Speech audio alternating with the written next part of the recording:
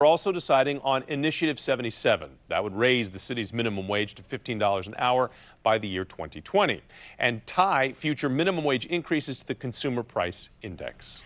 A 7 on your side alert about an invasive plant now in Virginia that can leave you seriously burned or even blind. It is called giant hogweed. It was recently found near Winchester. The plant's sap blocks the body's defense against sunlight, which means you can get third-degree burns from sunlight in just minutes. And if that sap gets in your eyes, it could blind you. So take a look here. The plant has white flowers, large leaves, and a reddish, prickly skin. If you see it, make sure to avoid it and call wildlife officials. Well, some dramatic images tonight from Gaithersburg. A family of 4 forced out of their home, and for good reason, after a huge tree came crashing down on top of it. Luckily, they're all okay tonight, but very scary to see. Heather Graff spoke with them and has a closer look at the damage in a story you'll see only on 7. Heather? Well, guys, perhaps the strangest part about all of this is that the weather was actually pretty nice today in Gaithersburg. Blue skies and sunshine when this tree came crashing down earlier today. We'll bring the camera in a little bit closer to give you a look at where the tree snapped right at the base. It crushed this family's home, but tonight we can tell you it did not crush their spirits. So the bathroom used to be out what's now a skylight in the back of the house. The destruction, both inside and outside, is extensive. Most of the back of the house is going to need to be rebuilt in some way. Yet the couple that owns this home in Gaithersburg somehow is still smiling. Our house is pretty damaged, but everyone's okay. Everyone's okay.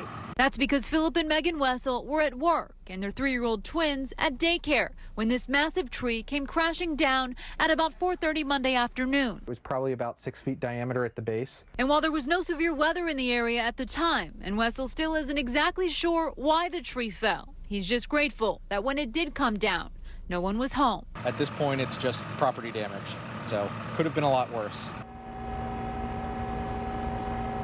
Could have been a lot worse, but the home is unlivable, and as you can see, they have a lot still to clean up.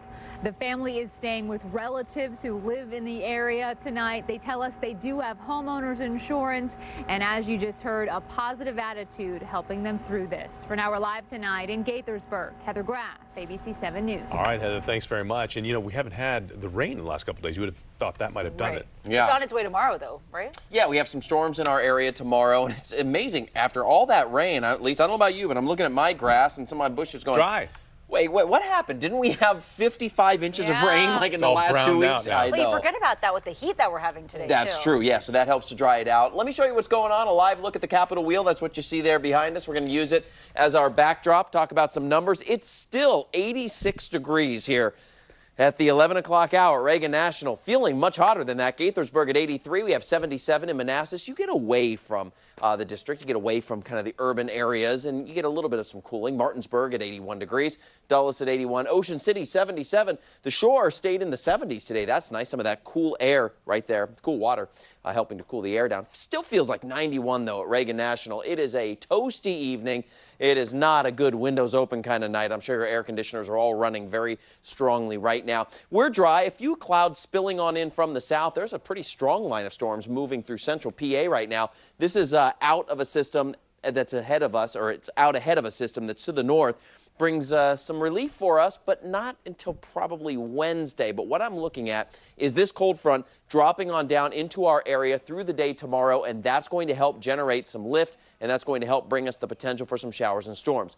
So for the remainder of the night, I expect what we just saw up north as it works its way south to kind of fizzle out a little bit. I'm not expecting that here. Certainly bears watching, though. Good morning, Washington. Tune in tomorrow and see if that holds together, but not expecting it at this point. In fact, your drive tomorrow morning is looking just fine. It's going to be warm, but it doesn't look rainy. However, once we get to about noon, let's just say between noon and 6, that time frame there, we'll watch the storm potential. First, starting in Pennsylvania, dropping down into northern Maryland, western Maryland, seeing that from Cumberland right along 68 back over to Hagerstown and Frederick. And that could be as early as 10, 11 o'clock tomorrow morning to about noon. Then watch, we get about 3 o'clock. We see showers and thunderstorms develop around the region. Heavy rainfall, lightning certainly possible. A gusty wind's going to be there. We are in a marginal risk from the Storm Prediction Center, meaning an isolated strong storm or two possible But by the evening time, a lot of that slides off to the south, and I don't expect it in the 7, 8 o'clock time frame tomorrow. So during the day, many of you are going to be inside at work, and it's not going to make a huge difference for you. But if you work outside, majority of your day in the afternoon could be pretty rainy and could have those storms. So those chances are going to be there. I do not expect them for your morning drive once again, but by noon through about 5, maybe 6 o'clock, that chance is going to be there. High temperatures up near 90 again, and the humidity levels stick around for tomorrow.